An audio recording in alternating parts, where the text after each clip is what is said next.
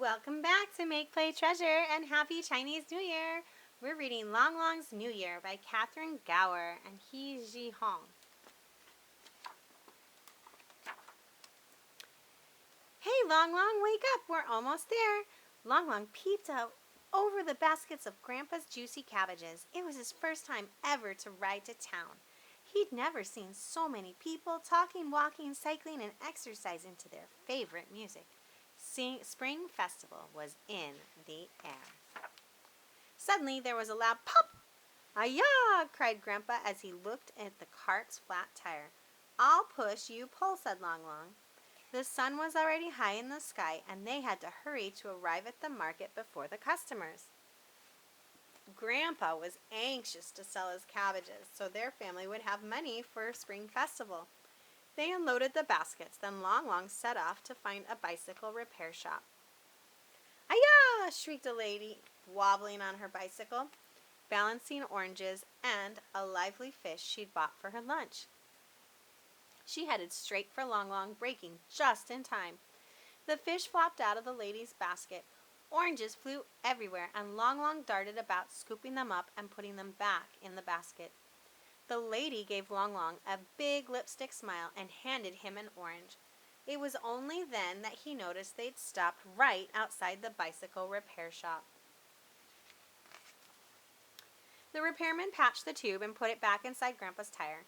Now other people were waiting for repairs. "Shall I help for a while?" asked Long Long.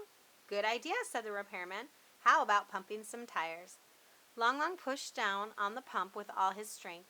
Each of his customers dropped 3 or 4 Mao coins into a wooden box. The repairman thanked Long Long, pressing a shiny new silver yuan coin into his hand.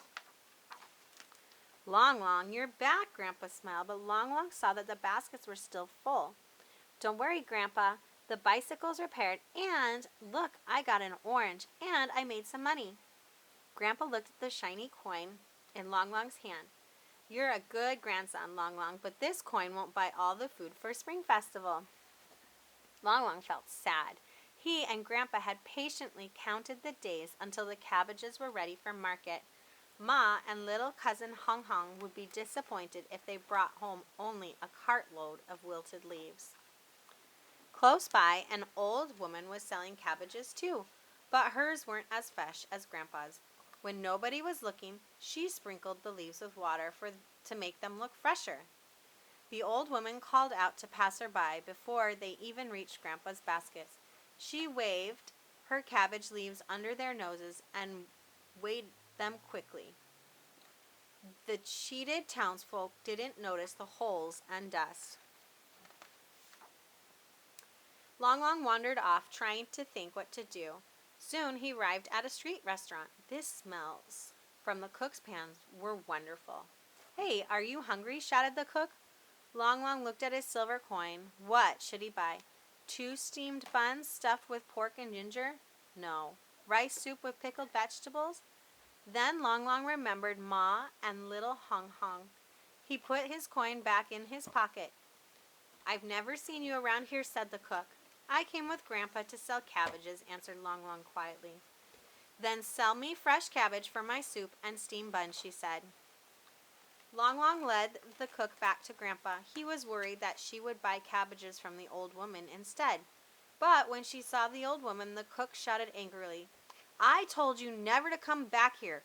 What are you selling this time? More holes and caterpillars?" A crowd gathered round to see what was happening, and soon everybody was buying from Grandpa. He weighed the leaves carefully, then Long Long tied them like bunches of flowers to present to the customers. The old woman couldn't stand it. She spat and hissed and stamped her feet, but this didn't help her sell any more cabbages. "Long Long, we've sold every single leaf," called Grandpa. "Now we have all the money we need for Spring Festival." They bought spices, rice, flour, and cooking oil, firecrackers, and lucky words like "foo" painted on red paper. Everything went into the cart except for a huge salted fish. There wasn't room, so Grandpa tied it to the handlebars. Then he stopped outside the 100 goods store and handed 10 yuan to Long Long. "Go and treat yourself," said Grandpa, "while I tie everything down into the cart for the journey home." Inside the 100 Goods store, a mother was buying bows for her little girl's hair. Long Long thought of Hong Hong and bought 2 that were shaped like strawberries. They'd be perfect for Hong Hong's plaits and would match her rosy red cheeks. Red was also the color of Ma's hands when they were cold. Long Long chose hand cream for Ma, but the rest of Grandpa's 10 yuan wasn't quite enough. If only he had 1 more yuan. And then Long Long remembered the coin in his pocket from the bicycle repairman. He held it out proudly to the shop assistant. Suddenly, the beating of a gong and a roll of drums came from a procession passing by outside. Long Long ran to see. Did you see the dragon? Back at the cart, Grandpa was waiting for Long Long. He was holding a stick of toffee fruit. I've bought you a tang hulu, he said. Let's go home now. Long Long, Ma, and Hong Hong are busy preparing our own spring festival.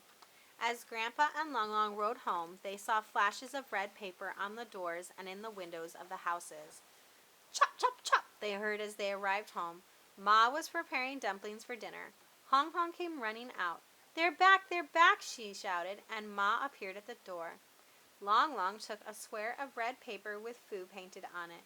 He pinned it upside down to the front door. Ma and Grandpa smiled, and Hong Hong clapped.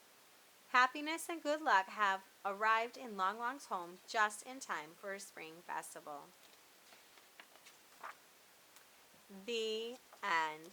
We hope you enjoyed this story, and remember to like and subscribe so you can keep up with our reading events and activities. Catch you next time on Make Play Treasure. Bye!